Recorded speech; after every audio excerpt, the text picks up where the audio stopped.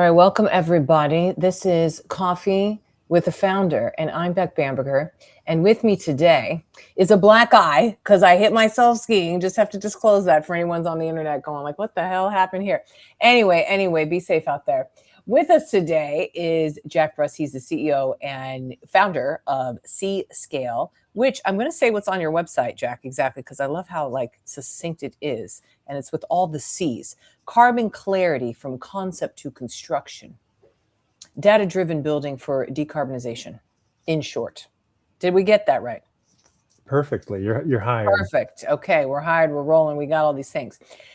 Thank you for being here. You're back in New York. You were in SF for a second. Tell me, how was the SF vibes for you? I spent a lot of time in SF, a lot of time in New York. Very different places, very different.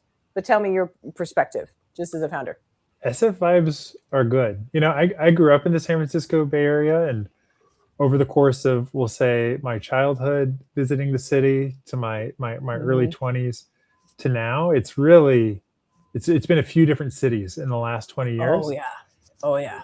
In ways that, 100x better, and in other ways a little bit worse. And with all these things, like, change is inevitable, but every time I have the chance to be in San Francisco, I love it. There's so much energy there, and that means a lot to me. Pumping right now. It is totally. It's just great. And I was just there for this week, and it was 70 degrees. And so when it's a nice sunny time in San Francisco, you're like, yes, I could be here forever. So I feel that way in New York too. Not when it's 20 degrees, but when it's like a nice summery day and you're not sweating. It's the best. The 3 hours after the snow falls. Oh, okay. Oh, magic. The 3 days afterwards. No, thank you. Exactly. Okay, Jack.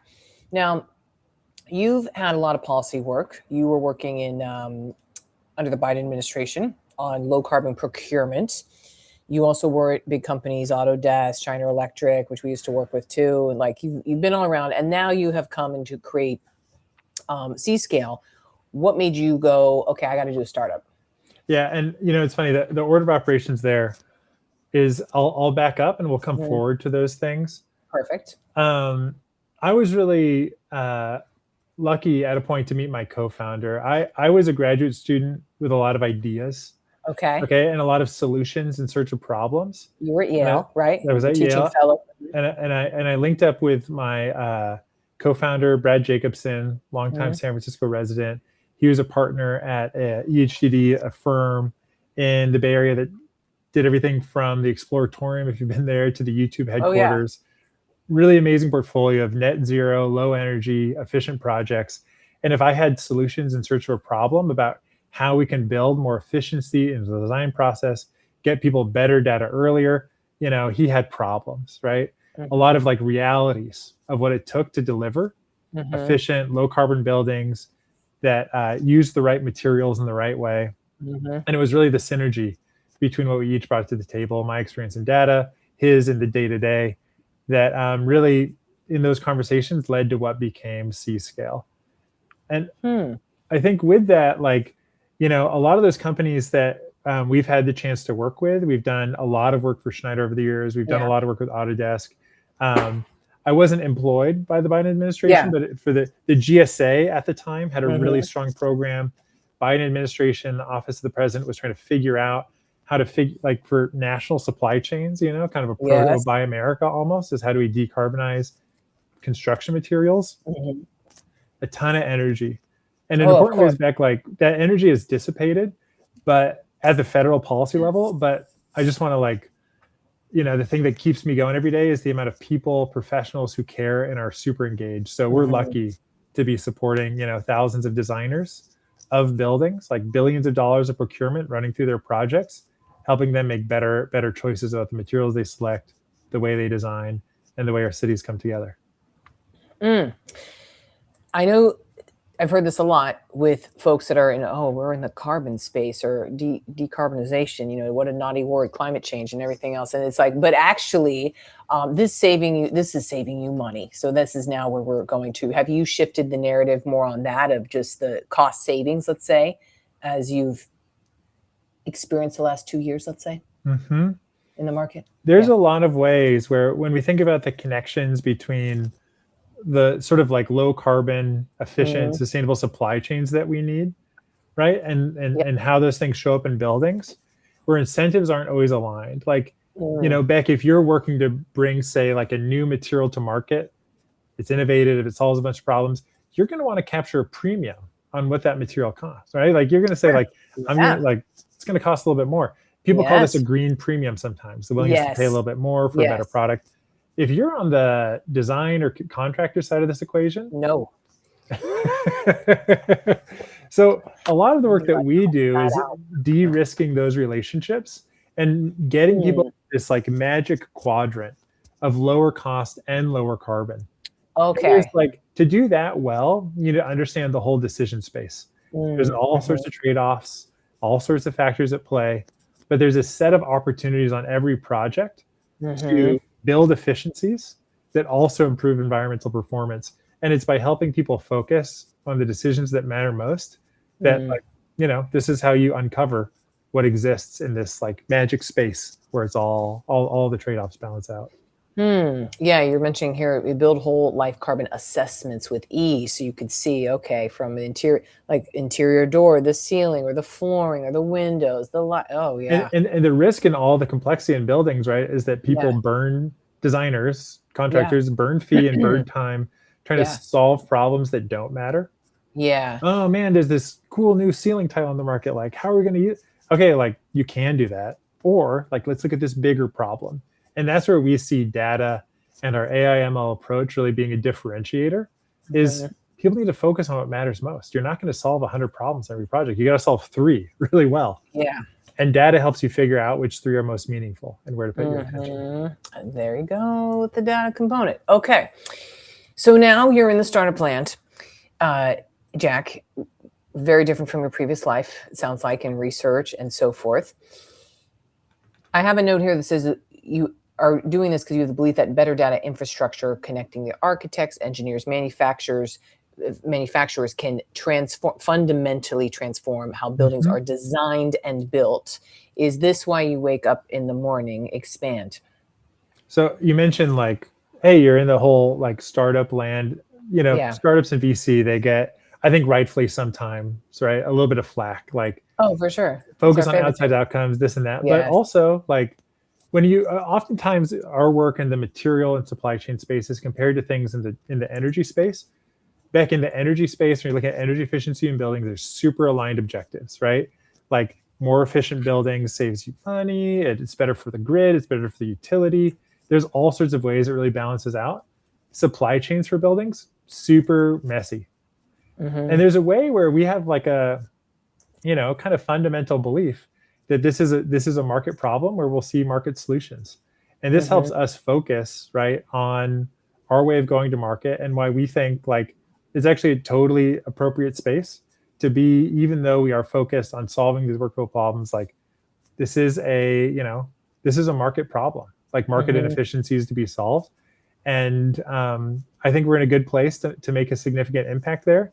But really, we need to build better alignment between the dollars spent on buildings and the dollars spent bringing materials to market, because ultimately these should reinforce each other and create better connections between supply chains and buildings. Right now, they're weak, they're fractured, they're disparate. There's not good data, and we like it's disheveled. What's new? Yeah. Okay.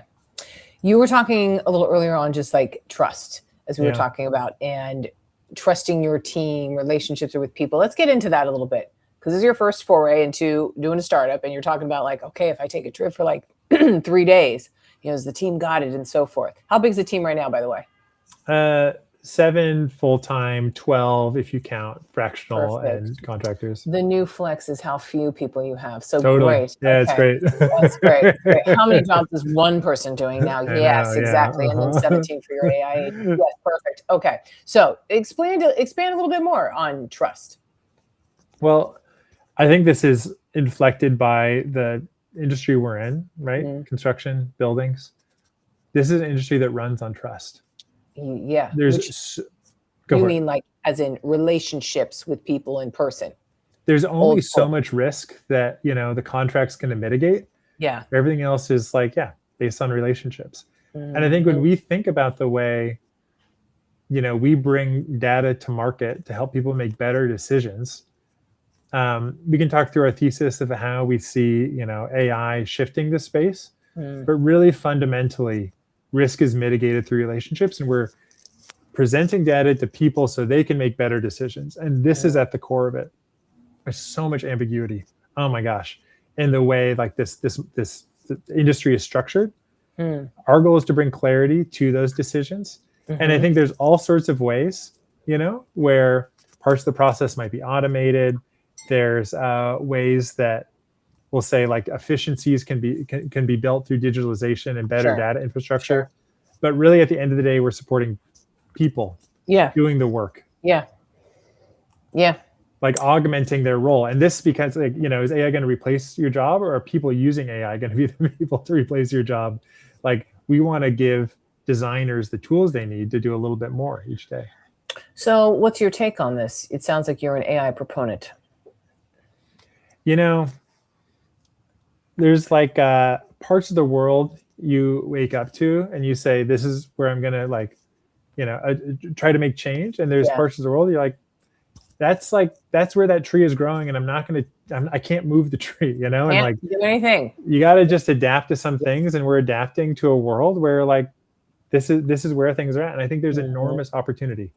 And people rightfully, will push back and say, hey, wait a minute, all of this energy use impacts on communities. Like, you can't say you're putting forward a sustainability solution if you're reliant on this AI infrastructure. And I think while there's merit there, I look at it as, how do we leverage AI, 1 to 2% of global emissions, to solve emissions from buildings, 40% of global Wouldn't emissions. that be amazing? I'm not saying it's that easy, but like scale of the problem, right? Like, we need to improve the way buildings are designed and built. And we're going to use every tool in our toolbox to do that. How's it going from a talent perspective right now? I think we're having there's a lot of people in the built environment that are seeing move towards technology, the digitalization of construction, and look at companies like us and are super excited to join. And that's been like a really cool talent pipeline. Cool. Okay, good. We try to keep hiring restrained just because we're it's our goal to spend every dollar we have effectively. Yes. And then on the other side, the engineering market, the software engineering market is also a little upside down right now. It is, isn't it crazy? And this gets to this. So we see, big differences, we'll say, in the industry and subject matter experts that might come in versus the software engineering space. We're careful about hiring. I think like you mentioned, small is the new flex. Like, it is. There's you read the stories of the one person who built the app and scaled it to some insane ARR. And sold it for $500 million. It was two people, and you're like, the hell, No, but I we're solving B2B problems, and there's a lot of subject matter complexity. The market is gigantic, but really the goal right now is to deliver more product and better product with leaner teams. And I'm really excited about the team that we have because they're very capable of that. Good. Have you unlocked something? Let's say, Jack, I like to ask these people, the unlock that you've had recently, maybe in the last month or this quarter, just going damn, I really solved something. Maybe it's AI something, but it could just be personally, your life, whatever. Yeah. I mean, the real shift over the last year and a half, Beck, is when we first started building this company, we were really focused on solving problems for designers. And I think we've done that. There's work to be done. We've made amazing progress in supporting architects, designers, and building owners in bringing better buildings to market with better insights earlier in the design process.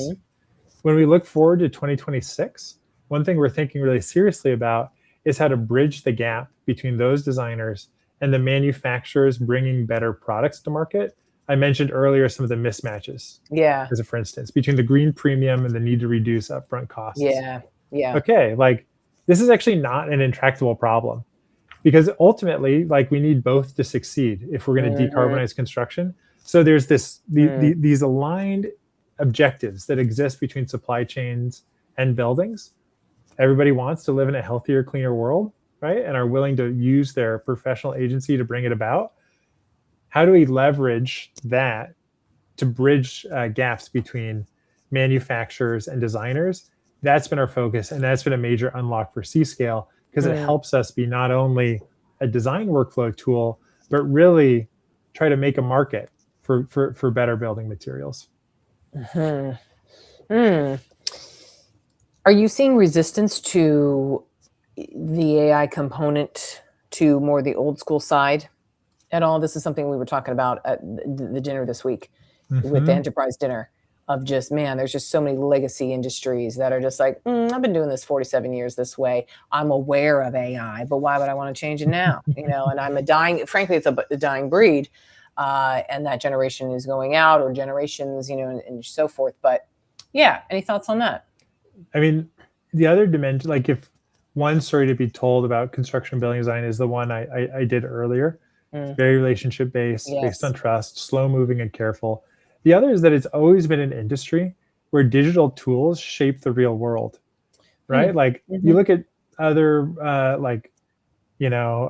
software plays, thinking about, say even something like e-commerce. The idea is to build software to move bits that move atoms, that make changes in the real world. In buildings, this has always been the case. People draw little lines on paper. People, make 3D models. They spin them around on their desktop.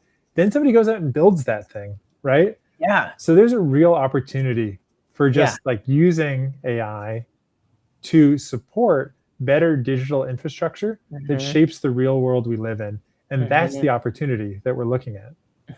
Maybe that's the SaaS gap too, because that's everyone's thought right now is, the SaaS apocalypse and yes, however, if that software is tied to the application of the real world things, i.e., putting food on the table, putting a building in place, making a car go down on a street, putting clothing on. Like, I think of all these like tangible things that like humanity needs: clothing, food, shelter. I mean, these things we can't get away from.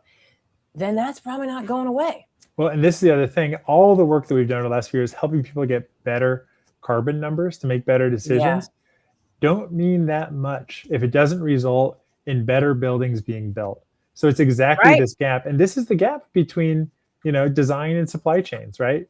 And this is why, like, the work that we do, you mentioned the tagline earlier, carbon clarity from concept, when the ideas exist on computer screens, through to construction. It's exactly this gap that we're working to close. And this is a gap that, through the design life cycle, the way a building comes together, it's a gap that exists between entities, between manufacturers and designers and contractors. And we see data infrastructure as the connective tissue, bringing this ecosystem together. To wrap us up, Jack, on a last point. Yeah. Now you're in this VC-backed world. It's a crazy, absurd world. You're not like one of my other founders sometimes on the show. They're at their second, third, fourth. It takes one to know one psychos, and they have founder-itis. They can't help it. They got to do it again. What would you say to any founders listening or potential founders listening about doing a startup, a VC-backed startup? You can't just do it a little bit. You know what I mean? It's not a 40% job, huh? It's just like, I don't think there's like it's all or nothing. And then what is the all is actually probably much larger than what it looks like, what you think it is. Like, there's always 20% more of your time that you can jam in there somehow. Isn't that the thing? And then time is such an illusion. I always think about this, like, it's all fake. That's the ultimate startup. You give me time expansion, and then now we're cooking. Okay. I'll get on the beta. Sci-fi. Yeah. Okay. Perfect. Thank you. Oh, you would have no problem getting exactly founders and startups to be on that if you could just manipulate time. That's my newest pitch. All right, you show me a startup that's manipulating time. I'm in. We're in. Okay. Some VCs, I'm sure, have looked at some deals like that. But anyway, Jack, thank you for being on today. This was lovely. I'll see you in New York next week. Hopefully it's not freezing. We'll hope. We'll hope. Good to see you. Good seeing you, Jack. Thanks. Cheers.